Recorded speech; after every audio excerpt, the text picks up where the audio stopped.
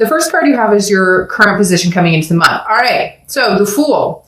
Again, why, Leo? Are you going to be 50-50 or we'll see? But the Fool is the beginning of the major arcana, okay? So the arcana it starts with the Fool and ends with the World. And it's a cycle that some people complete 10 cycles of, and it's a cycle that some people don't get through the entire cycle. It just depends on your life and what is surrounding you and what you've been through. The Fool is somebody who decides, do I take a risk and, jump off this cliff in hopes that I land softly, or do I stick safely and go with something that maybe I know could happen or wouldn't happen? Basically, the Fool is footloose, fancy-free, falliness, new beginnings, a new start, a new chapter, a new beginning in everything. Or am I being a little too carefree and taking chances or risks that maybe I'm not ready for? But in your case, Leo, I feel like this is very much saying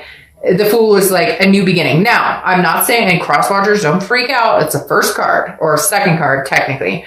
But it could be a new beginning with this person as well. So let's see what the rest of the cards have to say. But I love the Fool for you because, again, it makes me feel like dancing. It makes me feel like footloose, go watch the musical, go watch the movie, whatever, kick off your Sunday shoes. You get my drift. All right. So the next card you have is how you're feeling coming into the month. And you have the Queen of Wands. So he or she, I don't apply sex to the cards ever, but this is somebody who's very confident, who's feeling full of ferocity, very magnetic. Again, this is how you're feeling. So Leo, it feels like this is a long time coming. So these signs that you were supposed to see last month, maybe coming into November, going throughout the end of the year. Again, time is fluid. So it's not like, oh, this is strictly November and this is strictly December and this last month was strictly October. No, all of this could interlap.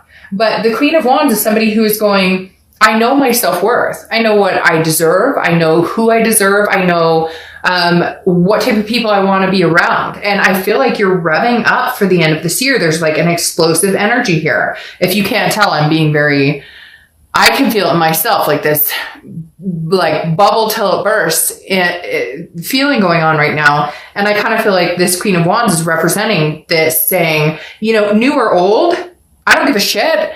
As long as it's good for me, as long as it's somebody who is deserving of me and I'm deserving of them. It's a reciprocation here, Leo, that you've been waiting for, wanting. Is it new or old? We'll figure out, or we'll see what it's leaning towards.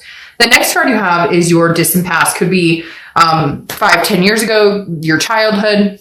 Now, the Three of Pentacles is teamwork, a togetherness, a partnership, but the Three of Pentacles often represents a third-party situation.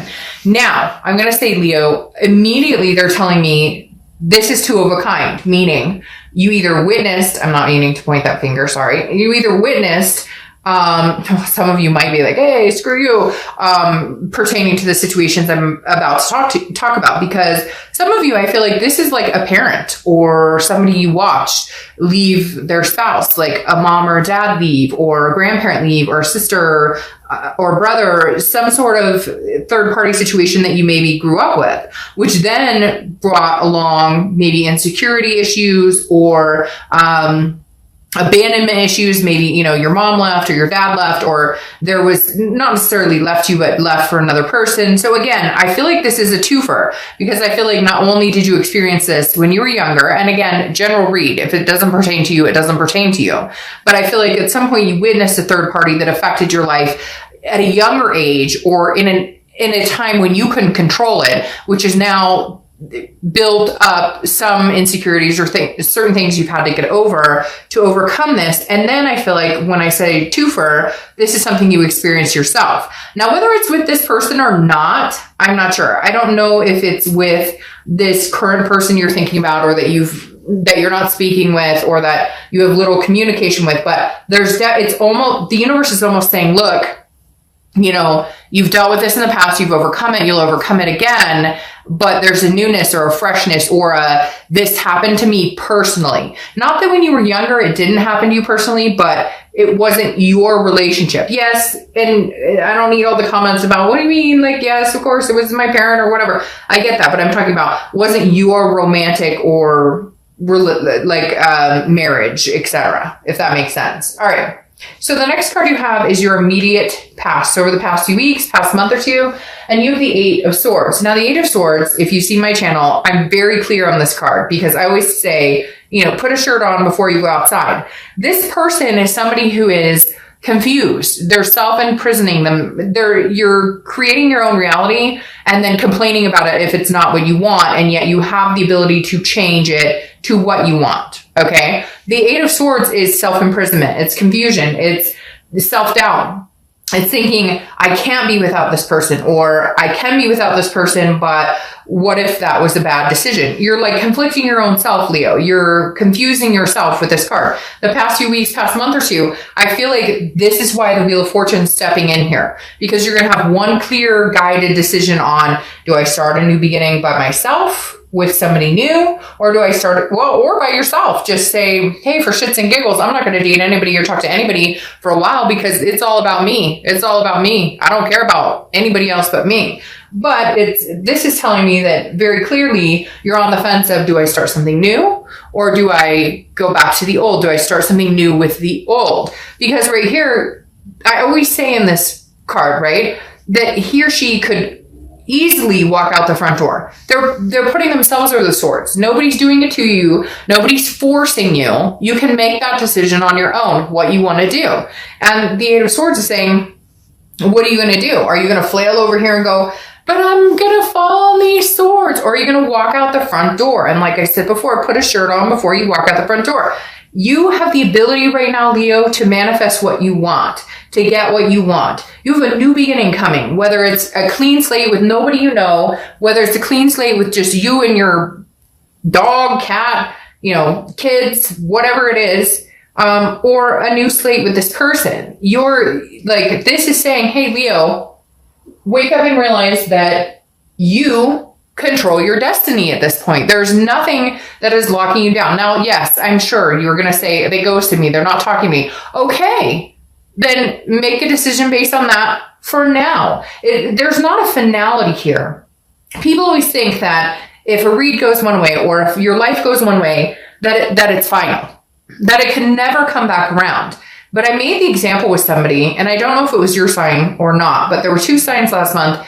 I gave the example of a friend of mine that I know very well, who she and her boyfriend broke up after 3 years. Okay. A couple years later, I don't know, they broke up after a few years.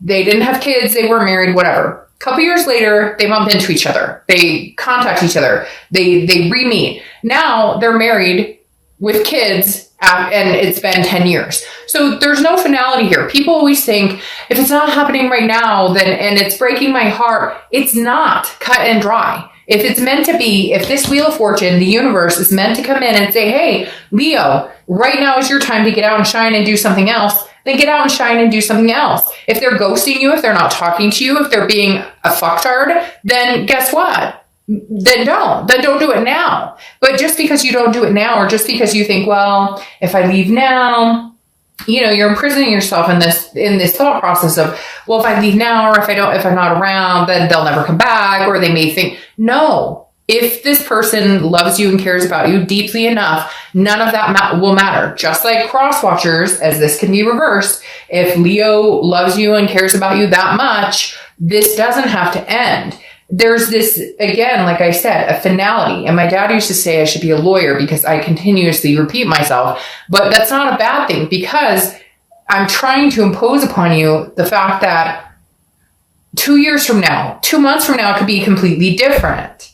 You need to do you right now, Leo. If a new fresh start is, I'm going to join the gym tomorrow and I'm going to become a vegan, then freaking great. If your start is, I'm going to travel around the world and drink mimosas all day, do whatever you feel you want to do. The point is, this right now, Leo is saying you are in control of your destiny. And whatever makes you nervous, whatever has made you feel kept down or insecure, or things that you've dealt with that have affected possible relationships, or things that these people you've been in relationships with have affected you, don't stop. Take a breath and say, what does Leo want? What do I want? What do I deserve? And go from there. Enough with the self-doubt and the confusing, what do they want? Who cares? Do what you want to do. And I know you're like, oh, easier said than done, and I love them. I get that. But there is nothing keeping you guys from getting back together when the time is right. The next card and you could say, oh, well, they're married. Trust me, stranger things have happened.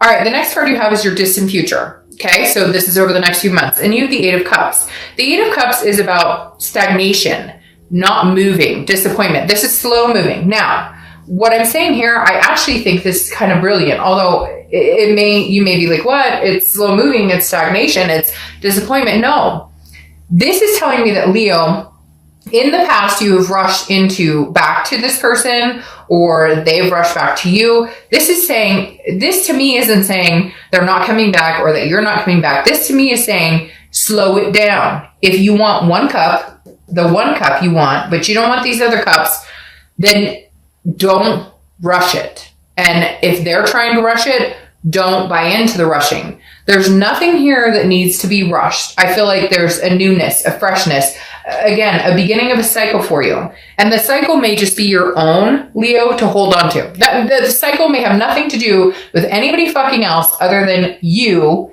and what you have to offer and what you have to gain in life. Stop thinking about what everybody else is doing or what they're thinking.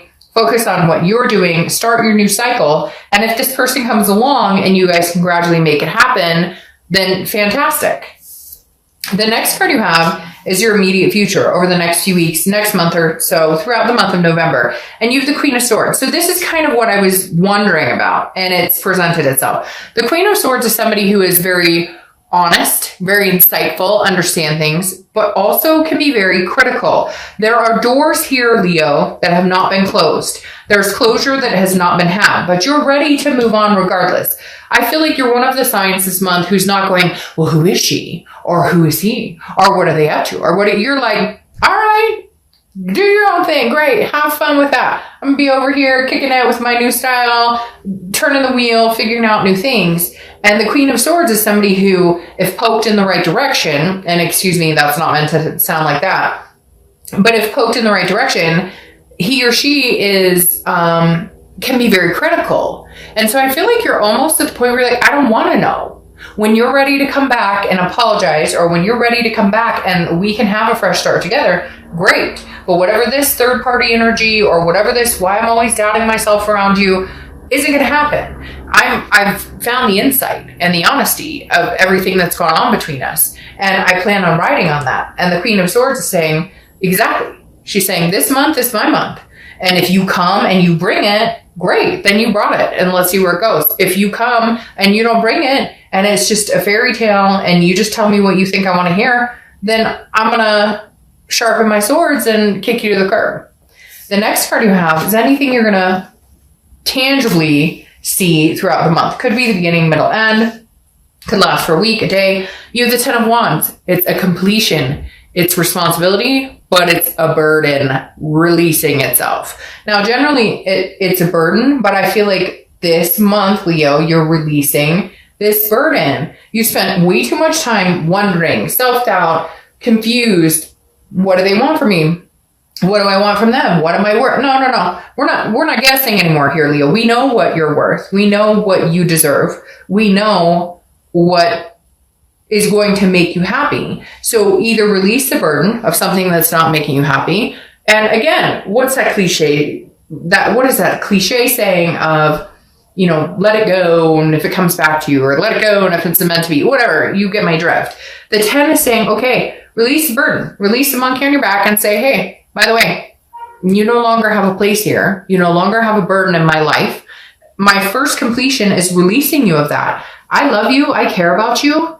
But if you're going to be a burden in my life, or if I'm not going to get what I need or want from you, or if there are lies or any type of deceit going on, or anything that makes me feel insecure, I release you from that. I love you, but I release you. And if they come back, then we'll talk. The next card you have is anything you're going to feel throughout the month. Could be the beginning, middle, end. Could last for a day, a week, etc. And you have the High Priestess. The High Priestess is a holiness, an otherness. This is you looking in the mirror and saying, spiritually, what do I want? What do I deserve?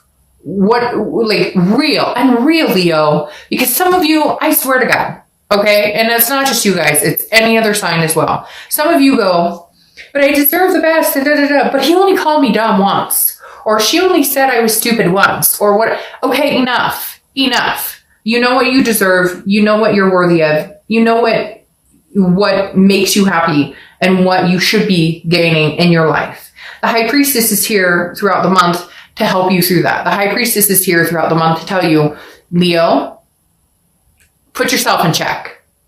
Okay? One of my favorite sayings last month, and it's coming out a bunch this month, is first time shame on you, second time shame on me. And that's not to place blame, but it's to say, look, we all have the inner voice that says, is this good or is it bad for me? And this month you have the universe on your side. Not that the universe is always on your side. Trust me. It's just we all choose to ignore the signs that we don't like because it doesn't fit what we want right in that moment, right? So the High Priestess is saying, hey, Leo, oh, and wait, wasn't you reading something last month about, see the sun? She's back. He's back. The universe is saying, girl, guy, you're not paying attention to what I'm putting down here. You need to start paying attention. You're going to start noticing that this month. I should put this as like part 2, Leo, please see the signs, or I beg you to see the signs, or pay attention, 2 feet, 1 foot in front of the other. All right. Your hopes and fears for the outcome of the month is the King of Pentacles. You want what you deserve. Oh, hey, Leo, thanks for showing up. You want what you deserve. You deserve so much. You're a fire sign. You are like literally the person who can be on top of their game. But let me tell you, when a Leo falls, they fall hard. And we all do. But when a Leo falls, it's reputation, it's respect, and not anybody else feeling that way about you. That's internal. That's you feeling like less than. That's you feeling doubt, self-doubt. That's you feeling nobody's putting you in that position. The King of Pentacles, your wish is that for the outcome of the month is that, hey, I am on top of my game 100% and nobody can drag me down ever again. The King of Pentacles is businesslike. It has their shit together, is like, hey, I've got this. And not only are you hoping that maybe this partner shows up and they have this too, and they bring it to the table, but that you can shine again, that you can start this rebuilding instead of self-sabotaging. For some of you, that's what you've been doing. And the Fool is saying, hey, it's your new cycle. And the King of Pentacles is saying, hey, I'm showing up to the party. I'm not a page. I'm not a knight. I'm not a queen. I'm a king. Now, queens are good too. I'm not saying that. I'm just saying the king is the top of the game. And this is saying that's where you're hoping to be.